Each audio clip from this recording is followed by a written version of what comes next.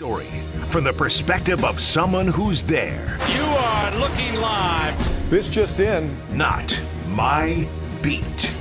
And on Thursdays, we talk to Dan Pizzuta from the 33rd team. Dan, what's up, dude? How are you? I'm doing well. How are you? I am doing well as well. Always great to chat. Always look forward to this. And I have a particular line of questioning that I want to get into you with this week, and something I've been thinking about after watching the Ravens Commanders game back on the phone or on the film on the All 22. And that is how many, like, as you watch the game and watch the Commanders defense against the Ravens offense, how many of the problems they ran into do you think are wholly unique to Baltimore versus like maybe a few other teams could do that to a team like Washington versus things that you are worried about long-term, week in, week out with the Commanders? How do you think about maybe those three buckets of issues that the Commanders faced on Sunday?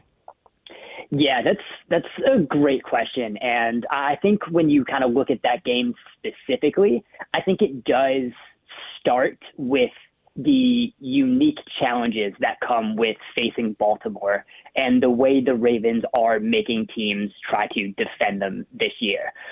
Baltimore is just doing an incredible job of not only getting their heavy personnel in where they're either using, two backs or two tight ends. And usually that second back is Patrick Ricard, who is, a Kyle Juszczyk-ish kind of guy where he's, one of six offensive linemen, tight end, and a fullback at the same time, and can be used in kind of any of those places. So right now, when Baltimore is able to get into those personnel sets, they're making defenses play heavier personnel to match up.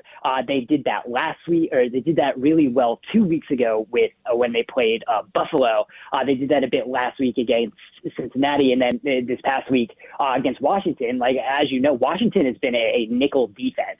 They've run nickel about 90% of the times heading into that game.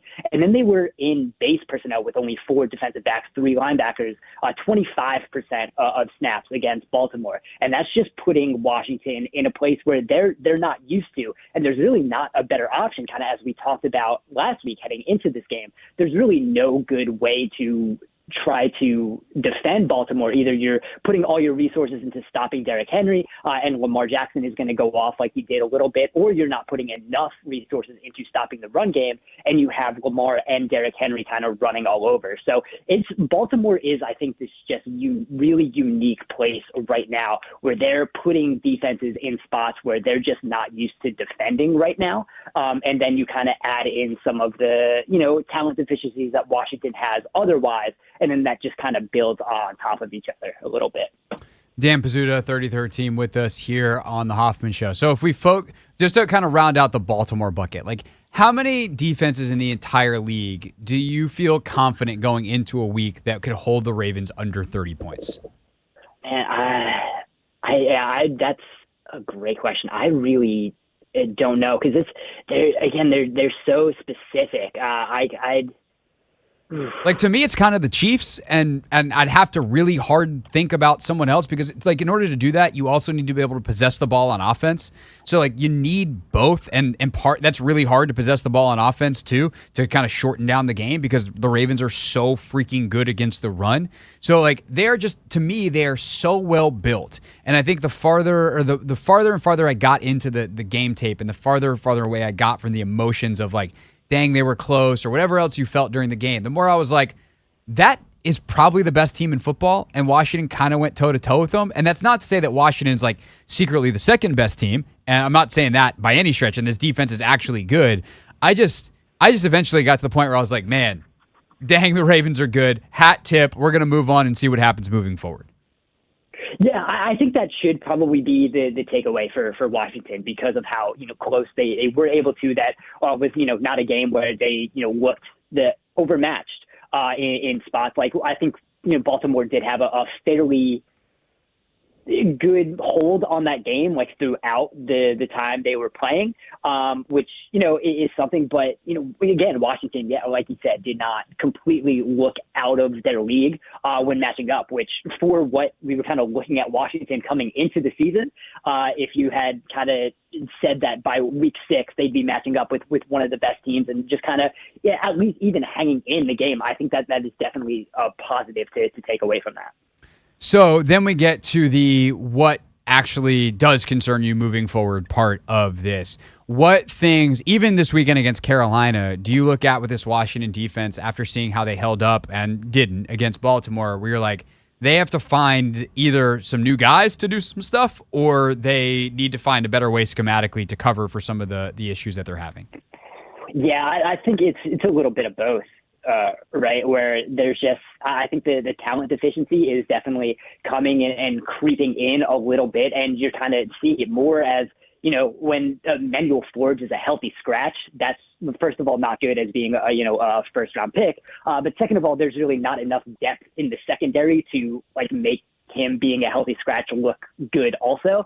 So there are things like that. I think, when you're looking at some of the defensive line, what's happening, and now, you have more injuries there. I think that's going to, be a factor that continues to hold up. So, I think they are a team that if, there is something on defense right now where there might be, a player out there, if they can, make a move, I would be open for kind of being a little bit more aggressive than they might have been thinking about going into the season, because when you have a great quarterback on a rookie deal and you're in year 1 of that rookie deal, that's the time where you really got to be, kind of taking advantage of what you can, and taking advantage of having that basically no money on the cap right now for a plus quarterback play.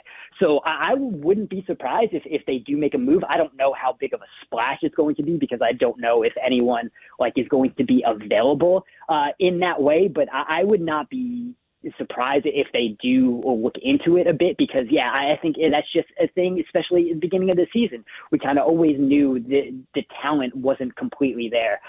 So when you look at going into what they're going to be doing, Carolina's been running the ball really well, and that is a bit of a concern. I think if you're kind of looking into how they match up a little bit, and they've been passing a little better with Andy Dalton. I think the first 2 games were, I think, a little unrealistic in what's going to sustain over the year, but the way they're running the ball, I think, is going to potentially be a concern for Washington. That's where I think they really need to kind of stiffen up a little bit in how they've played so far this year. Dan Pizzuta from the 33rd team with us here on the Hoffman Show. And last week we talked quite a bit about Jaden, as you had bumped him up to number 1 in your quarterback rankings as you guys reshuffled how you did the calculations. And he had been the best quarterback in the league through those first 5 weeks.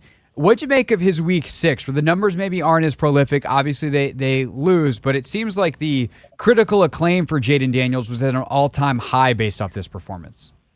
Yeah, and in a sense, it was, with lack of a better term, I think it was the most quarterbacky we've seen him, in a sense that he was, standing in the pocket. He was forced to his, I think, quickest time to throw, but he had his most time in the pocket, and it wasn't, a place where he was trying to run. I think he had his lowest scramble rate. So he was finding answers from the pocket, which I think was it definitely, as we keep talking about every week, there is something new to Jaden Daniels' game that makes you feel better about what his development is going to be. And I think that was it against Baltimore, the way he was able to stand strong in the pocket, find answers. And he was, extending plays a little bit, but it wasn't, hey, I don't see anything, I'm going to take off and run.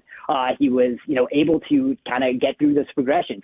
They found a bunch of checkdowns when that was able to kind of move the ball a little bit. And then he was still making, some of his wild, crazy throws that were insane, like the second touchdown to Terry McLaurin was just one of the wildest plays with ball placement and how McLaurin came down with it.